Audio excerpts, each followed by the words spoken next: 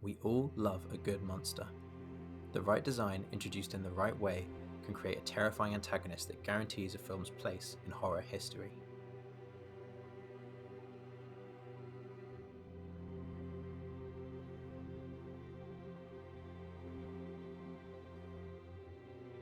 There's a reason why every single human being on Earth thinks that the first Chucky movie is called Chucky and not Child's Play.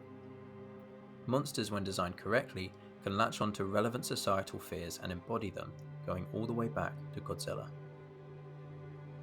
Truly great monster designs can even introduce new fears into the public consciousness.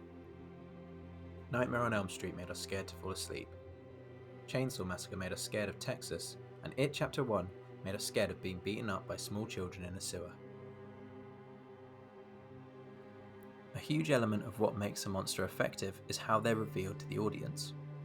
One of the reasons that the Xenomorph became such a horror icon is that back in 1979, people had no idea what the hell they were looking at.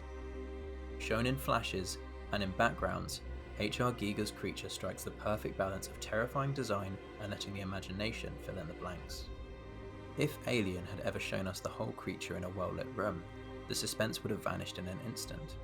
Instead, the Xenomorph has loomed large in pop culture for nearly half a century. Some contemporary horror stories still struggle with introducing their monsters effectively. John Krasinski's A Quiet Place series features the Death Angels as their antagonists.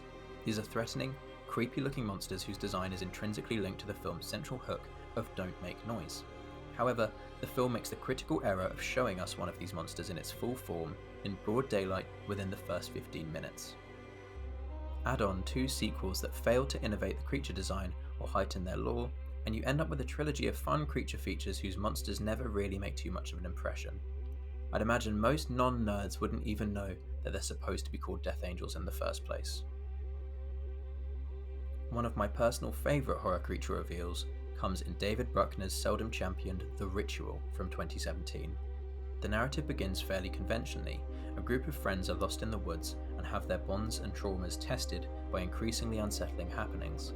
However, for me, the monster reveal is near perfect. We're drip-fed ideas and images about what is stalking them through the forest. We see previous victims, Blair Witch-style shrines, and hear something big moving through the trees.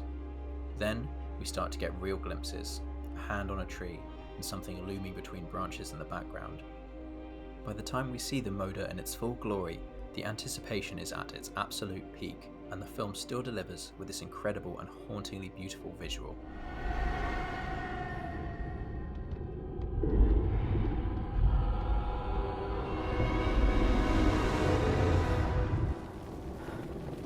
Much like Alien's audience back in '79, we have no idea what we're looking at, and it's affecting in all the right ways.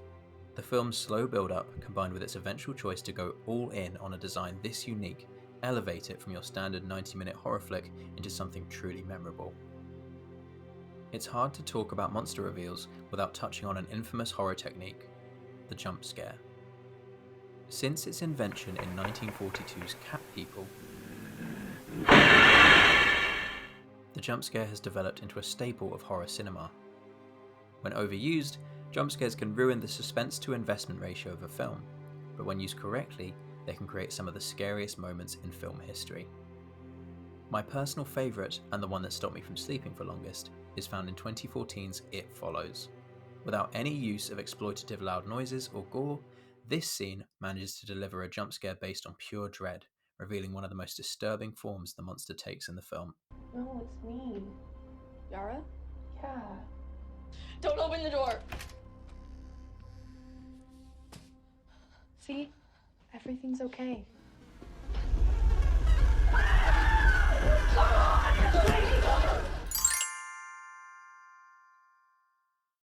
Anyway, as I was saying, good monster reveals are not exclusive to the horror genre. I can think of many examples of non-horror creature reveals that have given me goosebumps over the years. I have a personal love for films that can capture the scale of giant creatures in a way that inspires awe, or movies that utilise ingenious practical effects to bring monsters to life in a more visceral way. CGI is an incredible art in of itself, but films where it's clear the actors are actually in the room with something horrifying have a special place in my heart. Looping back to the Alien franchise, those of you that have seen Romulus already know that there's a fantastic practical creature in the last 20 minutes of the film that is revealed perfectly to escalate stakes and make our skin crawl. Other horror tropes might come and go, but it's clear that monsters are here to stay, something I couldn't be happier about. In an era where horror films are allowed to be more experimental, I'm sure that the future holds iconic new monsters. More than happy to haunt both the zeitgeist and our own dreams. All we can do now is grab our sexiest group of friends, head to a cabin in the woods, and leave the door unlocked for the fun to begin. Happy Halloween everyone, and thank you for watching.